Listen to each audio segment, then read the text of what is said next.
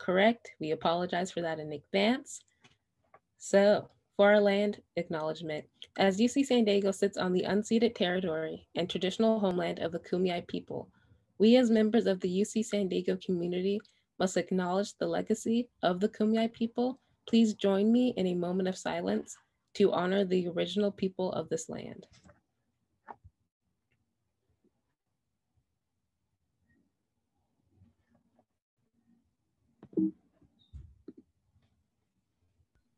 Hello, y'all. Welcome to our voting rights webinar. We hope y'all learn from us as much as we're learning from y'all. My name is Sara Guzman. My pronouns are she, they. I'm a political science and ethnic studies major, and I'm the art and activist intern. Hi, my name is Fatima. I use she, her pronouns, and my major is clinical psychology.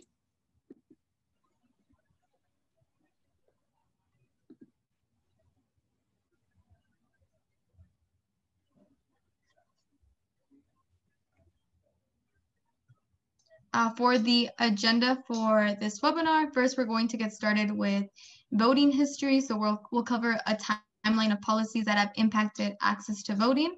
Next, we'll be discussing the Electoral College, the pros and cons of the system. We'll also be discussing voter suppression, primarily the 4 tactics that are used to suppress voters. And lastly, we'll end the webinar with discussing the 2020 election, as well as covering the propositions that are going to be on the California ballot.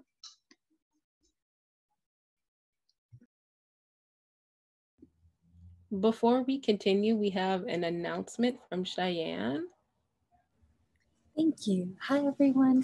Welcome to today's workshop. I'm Cheyenne, and I'm one of the student assistants for the iLead program. And I just wanted to let y'all know that we have a Google Classroom, so make sure that you're registered for the Google Classroom. And I'll put the code for that into the chat after this announcement. Make sure you attend this entire workshop in order to get your virtual stamps. And virtual stamps will be emailed to you all by this Friday.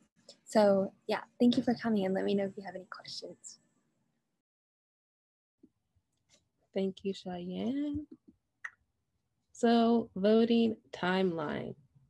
In 1789, only white male property owners were eligible to vote. Then during the 1820s to 30s, Andrew Jackson proposed the universal suffrage movement. It wasn't really universal. It only allowed for like poor white men who weren't property owners to be able to vote. In 1861, the Civil War started largely because of slavery and each state's right to own slaves. From there, the 15th Amendment was ratified. The 15th Amendment states the rights of citizens in the United States to vote shall not be denied or abridged by the United States or any state on account of race, color, or previous condition of servitude. Then in 1892, only 6% of Black men were registered to vote in Mississippi. And due to tactics such as like literacy tests and voter suppression, by 1960s, only 1% were registered to vote. In 1920s, the 19th Amendment was ratified, giving women the right to vote, but this did not include Black women. Then during the late 1930s to early 1940s, the US was involved in World War II. So Black men were fighting for the interest of the US. However, when they came back to this country, they were still faced with lots of discrimination and lack of access to voting. In 1965, the Voting Rights Act was passed.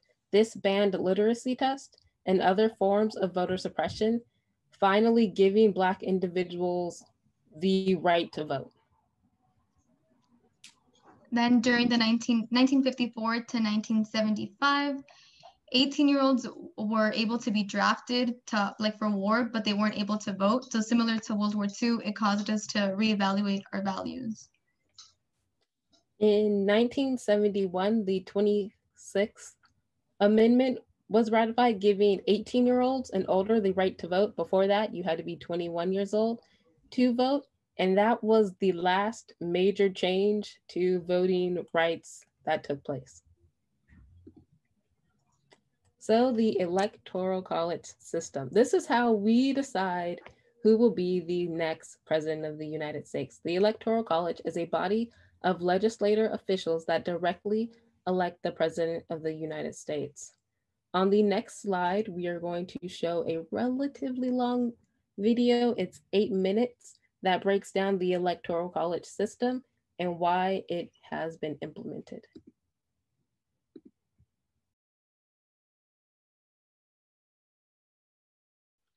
Thank y'all for sitting through this video. From here on, we're going to break down the Electoral College system farther.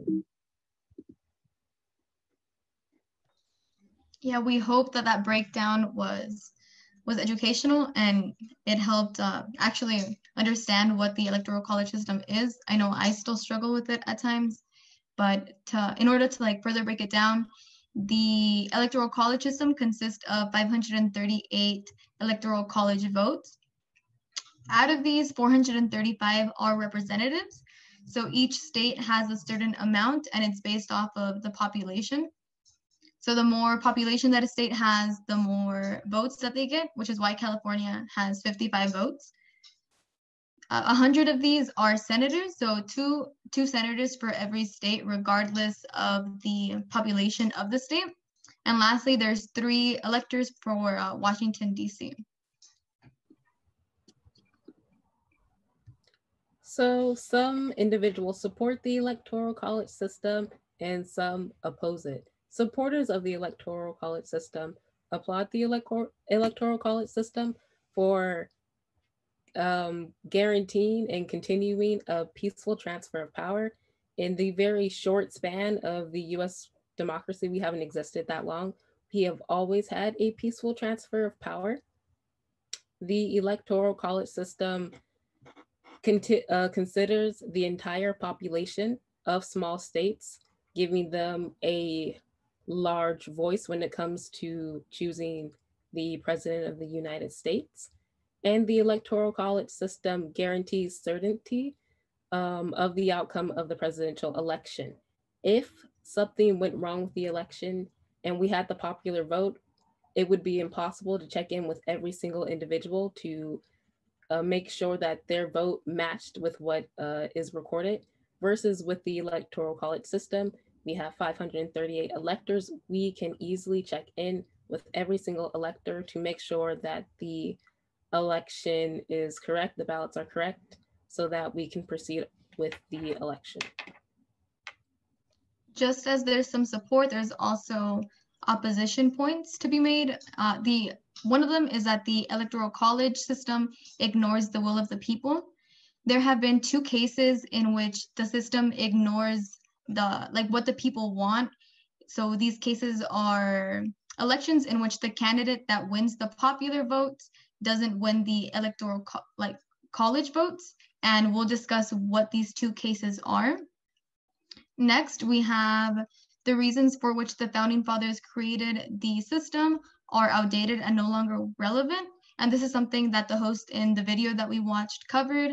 Now we have access to technology, we have our phones, news articles are a lot more accessible. So we don't really need another person to represent our wants and our needs. Another point is that there's rogue electors. So there's a question of whether these electors have a responsibility to vote for who they want to vote for, or if they should be voting for whoever their constituents actually want. And we'll also discuss this in a later slide. So here is an Electoral College map that shows how US states usually vote: the safe states, likely, and then leans, and then swing states. Because almost all states use a winner takes all method, swing states are extremely crucial in deciding the election. Winning over swing states is of utmost importance to candidates. That's why, historically speaking, candidates usually spend around 75% or more of their campaign budget trying to persuade swing state voters. Candidates almost exclusively visit swing states on the campaign trail, often skipping other states entirely unless they're fundraising. Swing states are essentially the presidential campaign. Now, these are one of the cases in which the system didn't really follow what the people wanted. In 2004, with the Gore versus Bush election, Gore had won the popular vote by around 500,000 votes nationwide. However, in Florida, he had only won by about 600 votes. So they ordered a recount of these votes. However, the Supreme Court ruled that this recount was unconstitutional and immediately put Bush into office after this. In the 2016 election, Trump versus Clinton, Clinton had won the popular vote by more than 3 million votes, yet she was not elected the president. This is because of rogue electors, as mentioned earlier. We vote first, so we vote in November, but the actual electors vote after us so that they can base their votes based off of what their states, what the state population voted. But in the 2016 election, some electors, even though their state overwhelmingly voted for Clinton, they themselves did not vote for Clinton. So in 2022, the Supreme Court will decide if it's unconstitutional to force legislators to vote based on their state's popular vote. So here is a question we want to hear from y'all. So please type in the chat. Should we keep the Electoral College system? And does the Electoral College system serve America's democracy well? And please make sure that your chat settings are set to all panelists and attendees, so we're all able to see or to hear, to read your thoughts.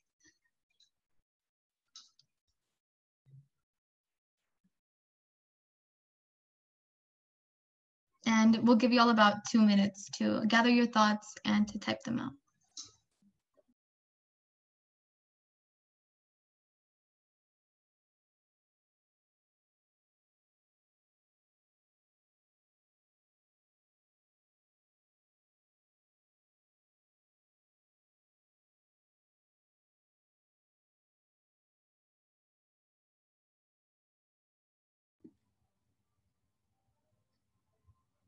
Thank y'all. I'm starting to see some responses in the chat.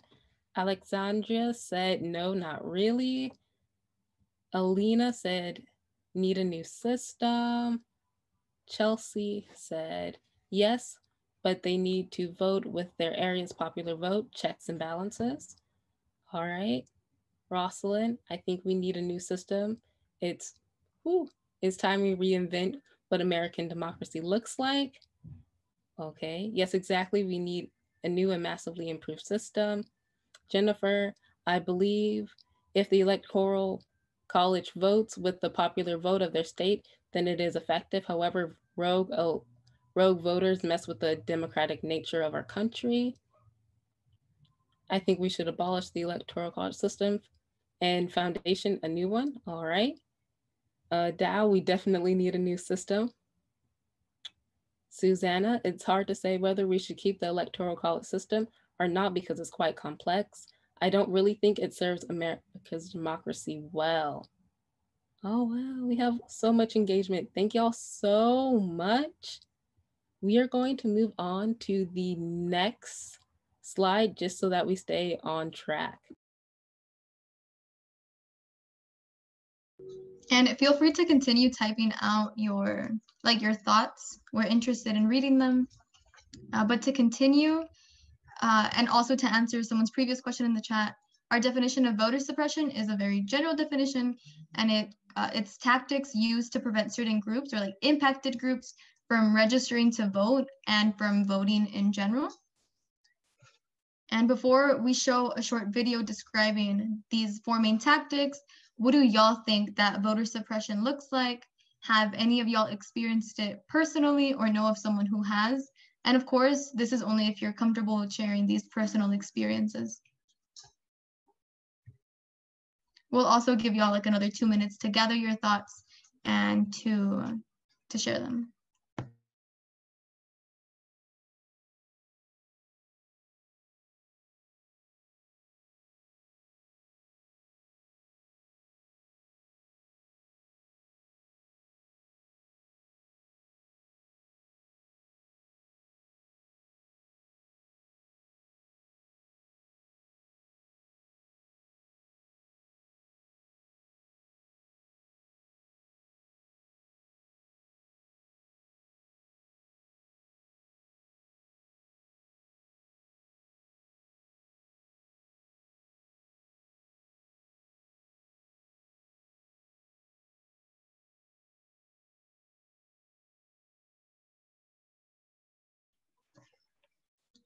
As y'all share your thoughts, I'm going to be reading some that have already been shared. So long lines, we got a couple of those.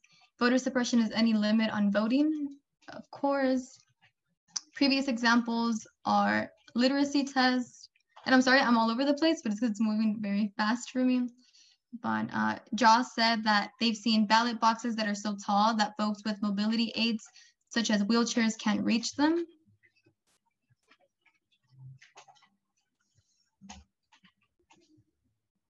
Carol says, and it got lost, that long lines at the voting polls, strict requisites for voting, example, photo ID laws, ballot boxes that aren't official, of course. And we're going to be covering some of these throughout the webinar. Okay, and now we're going to continue and show a short video. It's about 3 minutes on the 4 primary tactics that are used to suppress voters.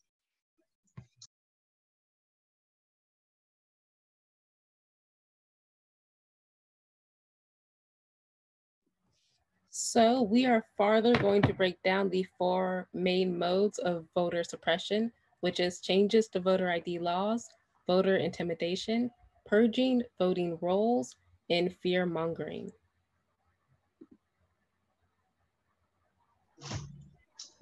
Starting off with voter ID laws or voter identification laws. These are laws that or policies that require some sort of identification in order to be able to vote. Some states have stricter policies, and as you can see in the graph, some of them will require a strict like photo ID that's government issued. Others will simply require a government issued ID, but it doesn't necessarily have to have like a picture of you. While more lenient states might just request some sort of photo ID or an ID with your name on it that's not necessarily government issued, while states such as California, there's no document that's required. These types of policies prevent certain impacted groups from voting. You know, as some of y'all mentioned, for low income folks, you have to step away from work. Not all of us are able to do that, as our work determines our survival, right? For families who have children, they'd have to find some sort of childcare if they're unable to take their children to these really long DMV lines, as well as the monetary resources that's needed in order to pay for these IDs. And we'll be discussing how the LGBT community is impacted by voter ID laws, specifically the trans community, in the next slide, as well as Black, Indigenous, people of color, or BIPOC folks. The low-income class is largely made up of BIPOC people, Black, Indigenous, people of color, which does prevent, folks from having access to these types of IDs. Along with that, many low-income folks don't have stable housing, and you need an address to register to vote. And we'll get more into depth throughout the presentation. All right, so in terms of the trans community, there's an intersection of accessibility, gender and name laws, as well as the voter ID laws, which we've been discussing. In terms of accessibility, the lack of employment and housing protections that trans folks have, especially Black and Indigenous trans women, it contributes to their financial insecurity as well as their unstable housing. And again, this just goes back to not having the proper resources in order to have access to these IDs, to like the proper IDs that the government is requiring. 9 states require, or in terms of like laws, 9 states require surgery or proof of surgery to change your legal gender. And this may pose some problems for trans folks while they're at the polling locations. And for this reason, many trans people will just not show up to the polling locations due to fear of, like, a very legitimate fear of harassment. And in terms of voter ID laws, approximately 40% of the voting, like, trans population is unable to obtain these accurate IDs that are required in certain states. And that equates to approximately 400,000 people. And I believe about 81,000 of trans people will be unable, like, prevented from voting due to these ID laws. The next tactic that we'll be discussing is voter intimidation. Yes, so the historical context of historical intimidation. So even though the 15th Amendment was passed in 1870 and it extended the right to vote regardless of race and color, politicians began to impose a series of laws designed to suppress the Black vote. These Jim Crow laws included requirements such as passing literacy tests. Some states included poll taxes and a financial burden that many poor African Americans and whites were either unable or unwilling to pay. Attempts to break or protest Jim Crow laws often were met with deadly retribution that were committed by quote unquote volunteer-based poll watchers and members of the KKK. The intimidation and suppression policies were so successful to the point to which in 1940, only 3% of African American men were registered to vote. The most recent case of, like, a voter intimidation policy, in 2018, the federal court enacted a ruling that allows the Republican Party to continue their ballot security campaign in order to prevent voter fraud. And this basically enables them to recruit, like, poll watchers and to have them at the polling locations. And as of 2020, the GOP has begun recruiting more than 50,000 volunteers to monitor polling places and challenge ballots of voters that are deemed quote unquote suspicious.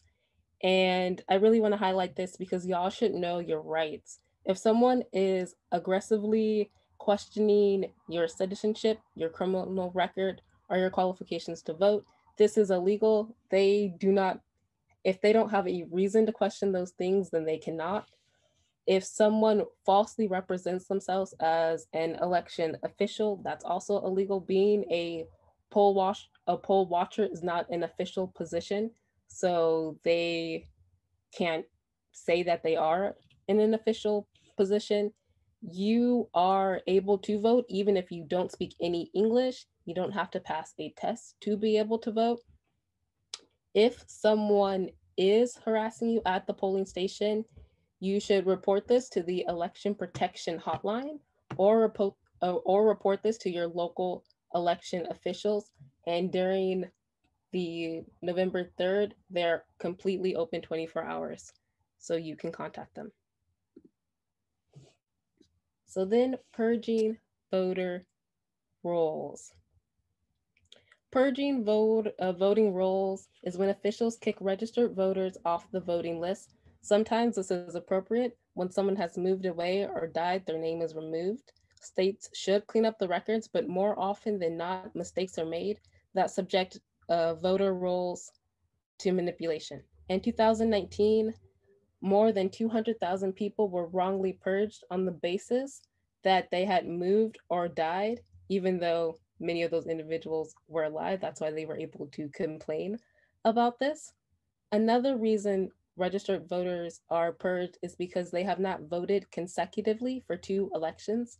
Honestly, I'm unsure why this isn't illegal, considering that such a practice is not justified by the theory that voting rights are use it or lose it. It's well established that under the Constitution and federal law, that American voters have the right to choose to participate or not participate in an election without being penalized to do so. However, there are at least 9 states that participate in this kind of behavior. The main issue with this process is that it's done in relative secretness and voters aren't notified when they have been purged. They don't receive a letter or an email. So then it's hard to combat when you believe you are registered to vote and you go to a polling place and you're like, I'm ready to vote. And they're like, oh, you can't. Or if you are waiting for a ballot and you never receive one. Furthermore, this primarily affects low-income, minority, and young voters, especially college students, which is some of us. Fear mongering. So, fear mongering, some things that are classified as fear mongering is exaggerating voter fraud, spreading distrust of mail-in ballots, also exaggerating the threat of foreign interference. What this does is this undermines our election, and for some individuals, this discourages them from voting, especially BIPOC individuals. And just to kind of break down these ideas, the distrust for mail-in ballots is completely unwarranted. Mail-in ballots are safe. The exaggeration of foreign interference, when it comes to mail-in ballots, there has been no signs of foreign interference when it comes to producing false ballots. And we have a poll just so that we can gauge what y'all think about fear-mongering.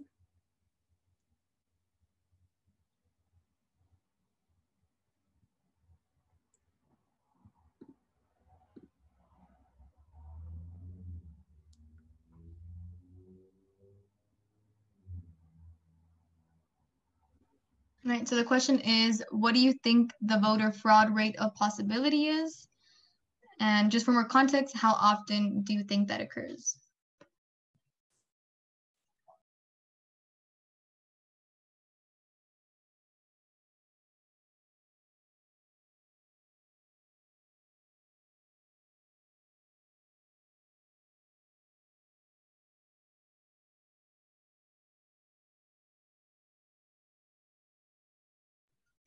And we'll give it a couple more seconds.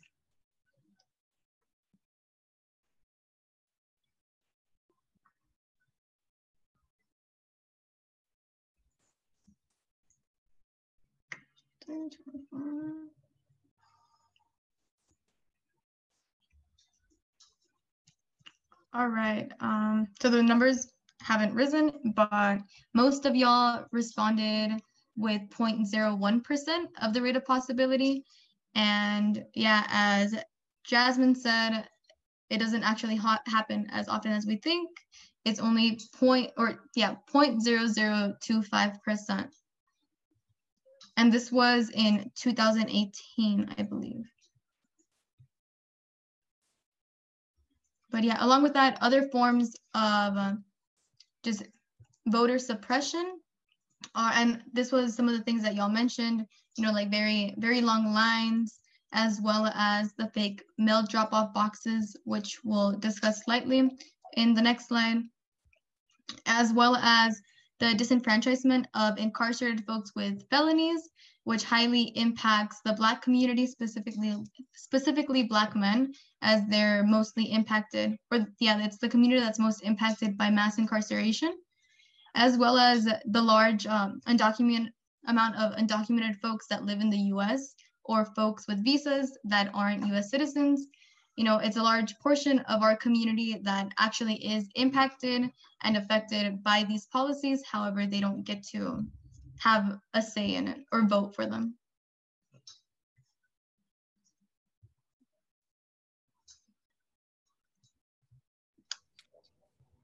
So how to make sure your vote counts during this election? Right. So the registration, or the last day to register to vote for California specifically, was yesterday, October 19th. However, if you scan the QR code, there is another way to vote, just in case you missed the deadline. It offers more clear instructions, but I believe you'd have to actually go to the physical, early in-person voting location, and you just let them know that you missed the deadline and that you'd still like to sign up. I'm not completely sure how this works, but this is just the link to access that information. In California, we have a universal mail-in ballot, so everyone receives it. You don't actually have to sign up for it. If you do choose to mail through vote, or if you go in person, you fill out your ballot, and then if it's through mail, you sign it. But after you seal it, then you return your ballot as soon as possible, especially now with a significant portion of the population voting through mail. It'd be better to get it in as early as you can, preferably 1 week before the election. I believe it has to be postmarked by November 3rd. And some states do have early in-person voting in order to promote physical distancing for folks who have concerns over the pandemic. And you can also just vote on during election day, vote in person. That's always an option. However, there have been lots of reports of very long wait times, such as 8 hours. I even heard of someone that had to wait up to 11 hours to get to vote.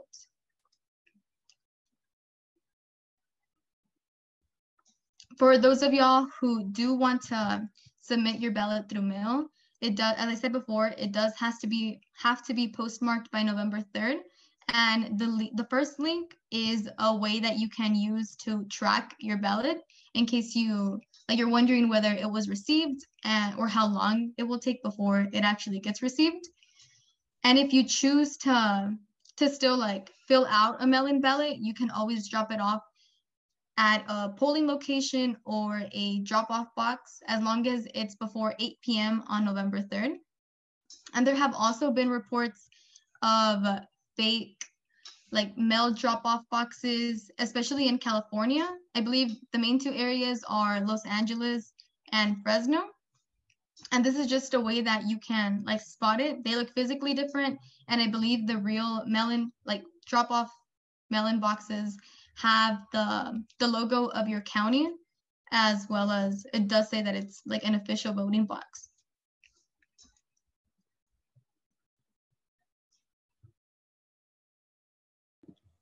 Voting in California, we are going to go over some propositions that are specific to California, because there's other things besides the presidential election that you can vote for. Starting off with Prop 14. Prop 14 issues a $5.5 billion in bonds for State Stem Cell Research Institute. A yes will support these bonds and make changes to the institute in the way they govern as well as the structure. And a no will simply, it opposes it, so it will not happen. Prop 15 requires commercial and industrial properties to be taxed based on market value and dedicates revenue. A yes will require for these properties to be taxed based on their market value rather than their purchase price, which is how it currently is. And a no will simply keep it the way it is. Prop 16 repeals Prop 209, which passed in 1999, I believe. And this states that the state cannot discriminate or grant preferential treatment based on race, sex, color, ethnicity, or national origin in public employment, education, or contracting. And this is also known as the proposition for affirmative action. So a yes will repeal this prop, and a no will keep the ban on affirmative action. Proposition 17 restores the right to vote for people who have been convicted of felonies who are on parole. A vote yes supports this constitutional amendment, allowing people on parole for felony convictions to vote. A vote no opposes this constitutional amendment, therefore keeping it the same. Proposition 18 allows 17-year-olds who will be 18 at the time of the next general election to vote in the primaries and in special elections. A vote yes supports this constitutional amendment to allow 17-year-olds who will be 18 by the time of the next general election to vote. A vote no opposes this constitutional amendment, therefore continuing the prohibition of 17-year-olds. Proposition 19 changes tax assessments, transfers, and inheritance rules. A vote yes allows eligible homeowners to transfer their tax assessment anywhere within the state. It also allows the number of times a person over the age of 55 years old with severe disabilities can transfer their tax assessments from 1 to 3. A vote no opposes these constitutional amendments and keeps our tax rules the same. For Proposition 20, it'll make changes to policies related to criminal sentencing charges, prison release, and DNA collection. A vote yes on this will allow the government, oh, my bad. A vote yes on this will add crimes to the list of violent felonies for which early parole is restricted, and it will also require DNA collection for certain misdemeanors. And a no will simply oppose this. Prop 21 will expand local government's power to use rent control. A vote yes on this will allow the government to enact rent control on housing that has been occupied at least 15 years ago. And a vote no will continue to prohibit rent control by local government. Prop 22 considers app-based drivers such as like Uber, DoorDash, and Lyft to be independent contractors and enact several labor policies related to app-based companies. A vote yes on this will classify them as independent contractors, and therefore it'll affect the type of labor policies that can be like applied and protected for them.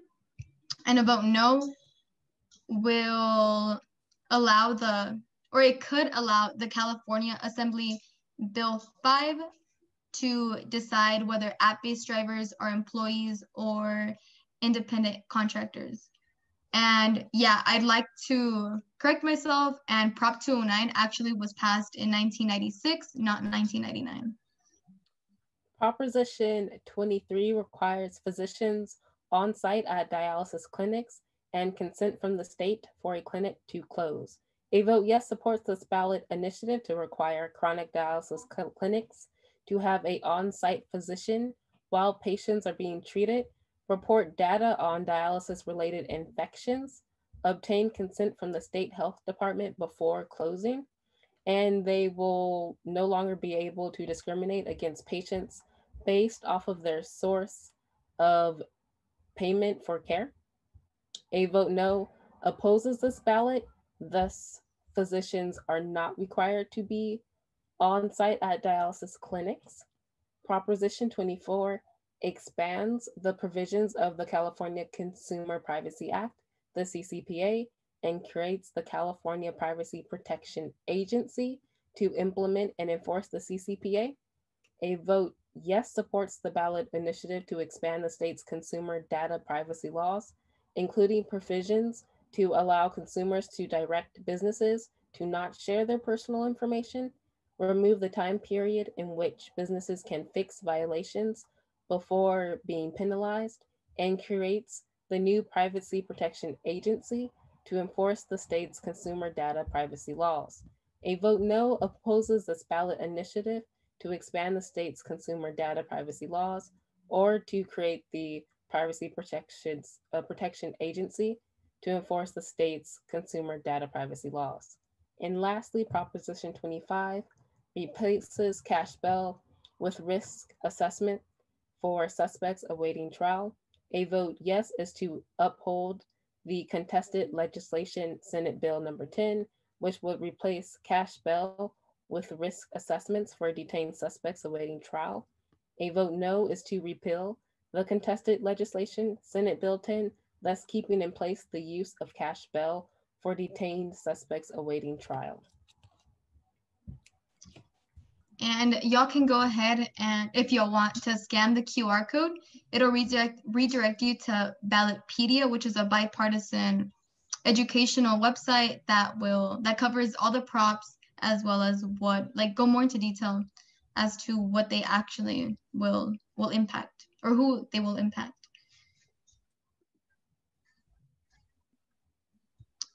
Next, we will be discussing the relationship that the BIPOC community, Black Indigenous people of color, have to voting.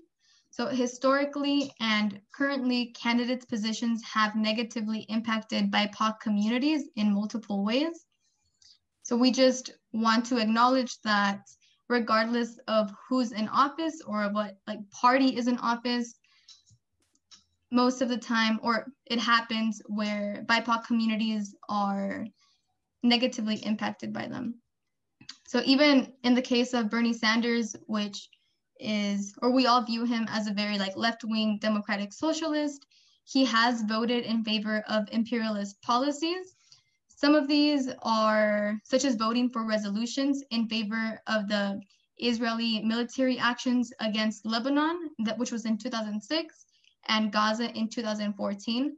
There's also been other actions that he's made that have negatively impacted communities, such as not supporting and instead arresting a group of protesters that were against the establishment of General Dynamics, of a factory of General Dynamics in a community, which is a very it's a company that creates military technology.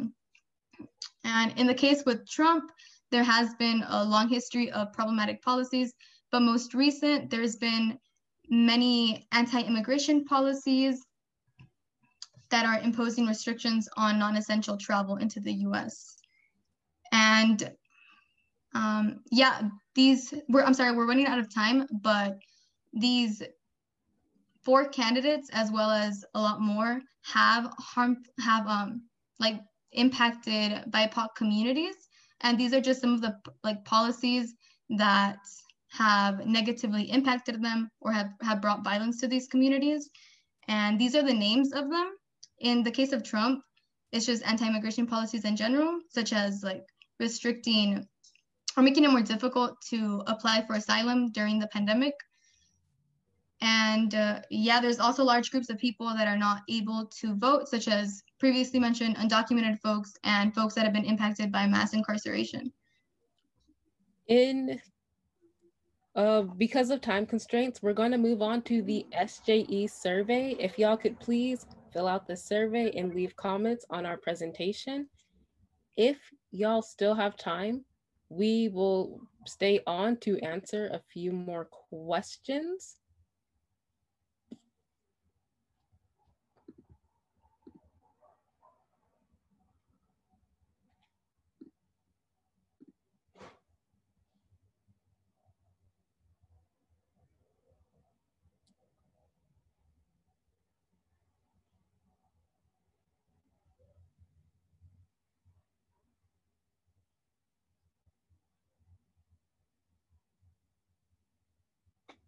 Thank y'all for participating so much in our presentation.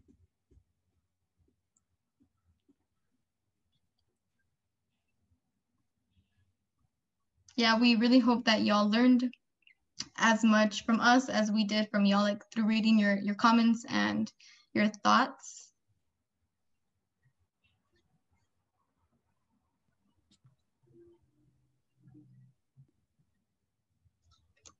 I'm gonna go ahead and drop my email in case any of y'all have any questions for the topics that we didn't have time to discuss, unfortunately.